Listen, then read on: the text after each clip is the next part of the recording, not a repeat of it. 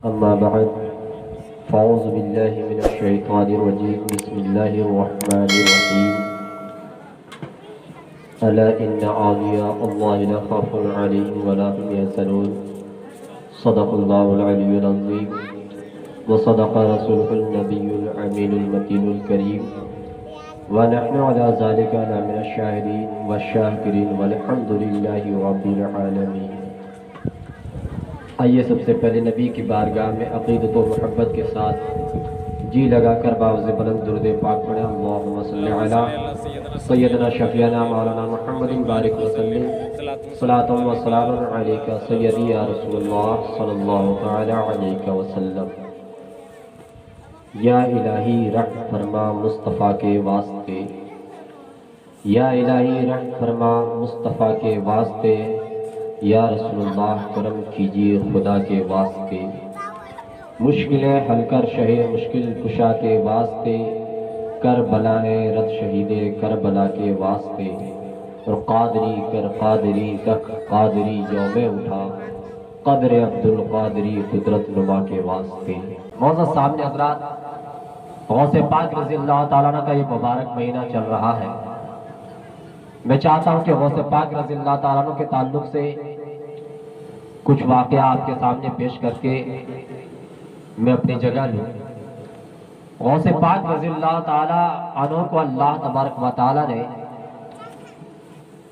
وہ عظیم مرتبہ پر فائز فرمایا کہ غوث پاک رضی اللہ تعالیٰ عنہ جو دعا فرماتے اللہ تبارک و تعالیٰ ان کی دعا کو قبول فرماتا۔ حضرت شیخ مسعود رحمۃ اللہ تعالیٰ علیہ بیان فرماتے ہیں کہ ایک شخص ابو مظفر ایک ولی کی بارگاہ میں جاتے ہیں۔ وہ ولی اللہ حضرت شیخ حماد رحمۃ اللہ تعالیٰ علیہ تھے۔ ابو مظفر شیخ حماد رحمۃ اللہ علیہ کی بارگاہ میں جاتے ہیں اور عرض کرتے ہیں، حضور میرے دل میں خواہش ہے کہ میں سفر کروں تجارت کے لیے، آپ دعا فرمائیں اور میرے حق میں فائدے کے لیے دعا فرمائیں۔ شیخ حماد رحمۃ اللہ علیہ فرماتے ہیں کہ اے ابو مظفر، تمہارے لیے سفر کرنا ٹھیک نہیں ہے۔ اگر تم سفر کرو گے تو تمہیں نقصان اٹھانا پڑے گا، اور اگر سفر کرو گے تو قتل کر دیے جاؤ گے۔ اگر سفر کرو گے تو قتل کر دیے جاؤ گے۔ ابو مظفر بہت پریشان ہوتے ہیں اور وہاں سے اٹھ کر کے غوث پاک رضی اللہ تعالیٰ عنہ کی بارگاہ میں جاتے ہیں۔ غوث پاک کی بارگاہ میں جاتے ہیں اور ابو مظفر اپنے سوال کو پیش کرتے ہیں کہ حضور غوث پاک رضی اللہ تعالیٰ عنہ، میں سفر کرنا چاہتا ہوں تجارت کے لیے، آپ میرے حق میں دعا فرمائیں۔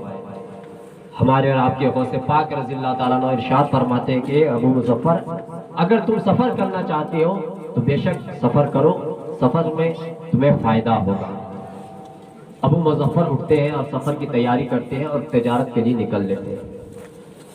سفر کرتے ہیں، شروع کرتے ہیں۔ سفر کرنے کے بعد جو تجارت کے لیے جاتے ہیں، مال و دولت کو خرید و فروخت کرنے کے بعد 1000 دینار کا انہیں فائدہ ہوتا ہے، وہ لے کر کے واپس آتے ہیں۔ اب لے کر کے واپس آتے ہیں تو راستے میں انہیں رکنے کی ضرورت پڑتی ہے، تو ایک مقام پر وہ رکتے ہیں۔ رکنے کے بعد انہیں غسل کی حاجت تھی تو دوسری جگہ جاتے ہیں غسل کرنے کے لیے، لیکن جو 1000 درہم انہیں فائدہ ہوا تھا وہ ساتھ میں لے کر جاتے ہیں۔ جہاں پر غسل کرتے ہیں وہیں پر رکھ دیتے ہیں، اور غسل کرنے کے بعد وہ دینار وہ درہم کو بھول جاتے ہیں اور واپس اپنی جگہ پر آ جاتے ہیں جہاں وہ رکنے کے لیے ارادہ فرمائے۔ رات میں سوتے ہیں تو خواب میں کیا دیکھتے ہیں کہ میں سفر کر رہا ہوں تو چاروں طرف سے ڈاکوؤں نے مجھے گھیر لیا اور میرے ساتھیوں کو مار رہا ہے، قتل کر رہا ہے، لوٹ رہا ہے، حتیٰ کہ میری باری آئی، میرے مال و اسباب بھی لوٹ لیے اور مجھے بھی قتل کر دیا۔ جب خواب میں دیکھتے ہیں ابو مظفر کہ مجھے قتل کر دیا تو گھبرا کر بے چین ہو کر نیند سے بیدار ہوتے ہیں۔ بیدار کیا ہوتے ہیں کہ جو قتل کرنے کا خواب دیکھے تھے وہ اثر گلے پر محسوس ہو رہا تھا، درد محسوس ہو رہا تھا، خون کے آثار محسوس ہو رہے تھے. بے چینی سے جب اٹھتے ہیں تو انہیں خیال آتا ہے کہ میں 1000 دینار جو میرا مال تھا وہ شاید میں غسل خانے میں بھول گیا ہوں. واپس جاتے ہیں غسل خانے پہ، وہاں پر دیکھتے ہیں کہ میرا پیسہ رکھا ہوا ہے. وہ 1000 دینار لیتے ہیں اور واپس بھاگتے ہیں، دوڑے چلے آتے ہیں. واپس جب لوٹ کر اپنے شہر آتے ہیں تو ان کے دل میں یہ خیال آیا کہ میں دونوں بزرگوں سے ضرور اس سوال کو پوچھوں گا کہ آخر ماجرا کیا تھا، آخر میں نے خواب ایسا کیوں دیکھا.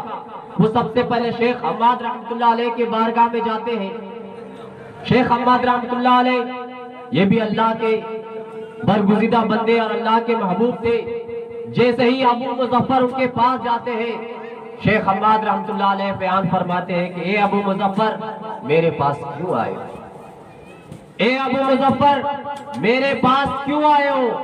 ابھی ابو مظفر نے کچھ بولا نہیں ہے، ابھی زبان سے سوال بھی نہیں کیا ہے، ابھی ارادہ صرف دل میں رکھا ہے، کچھ بھی نہیں پوچھا ہے. حضرت شیخ حماد فرماتے ہیں کہ اے ابو مظفر میرے پاس کیوں آئے ہو؟ ارے اگر تمہیں جانا ہے تو غوث پاک کے پاس جاؤ، اگر تمہیں جانا ہے تو شیخ عبد القادر کے پاس جاؤ. اے ابو مظفر اگر تمہیں جانا ہے تو جاؤ غوث پاک کی بارگاہ میں. یقیناً میں جو بولا تھا تم قتل کر دیے جاؤ گے، تم برباد ہو جاؤ گے، تمہارے مال لوٹ لیے جائیں گے. یقیناً تمہاری تقدیر میں یہ تھی، تمہاری قسمت میں یہ تھی، لیکن غوث پاک رضی اللہ تعالیٰ عنہ نے خدا کی بارگاہ میں تمہارے حق میں 70 دفعہ دعا فرمائی ہے. غوث پاک رضی اللہ تعالیٰ عنہ نے تمہیں دعا فرما کر تمہاری قسمت کو پلٹ دیا اور تمہیں بچا دیا. اگر تمہیں جانا ہے تو غوث پاک کی بارگاہ میں جاؤ. ابو مظفر اٹھتے ہیں اور غوث پاک کی بارگاہ میں آتے ہیں. شیخ حماد کے پاس ابو مظفر کچھ بھی نہیں بولے، لیکن جو اللہ کے ولی ہوتے ہیں دل کی بات کو جانتے ہیں، وہ انہیں بتا دیے جاؤ غوث پاک کی بارگاہ میں. جب غوث پاک کی بارگاہ میں جاتے ہیں ابو مظفر تو میرے غوث پاک رضی اللہ تعالیٰ نے ارشاد فرماتے ہیں اے ابو مظفر شیخ حماد نے تمہیں سب کچھ بتا دیا ہے. غوث پاک کی بھی بارگاہ میں ابو مظفر نے کچھ نہیں بولا. جیسے ہی بارگاہ میں حاضر ہوئے ابو مظفر، غوث پاک بیان فرماتے ہیں ابو مظفر تمہیں شیخ حماد نے سب کچھ بتا دیا ہے. سب کچھ بتا دیا تو یقیناً ایسا ہی ہوتا، لیکن اللہ تبارک و تعالیٰ کی بارگاہ میں میں نے تمہارے حق میں دعا فرمایا تھا، وہ سچ فرمائے. میں تمہارے حق میں دعا کیا تھا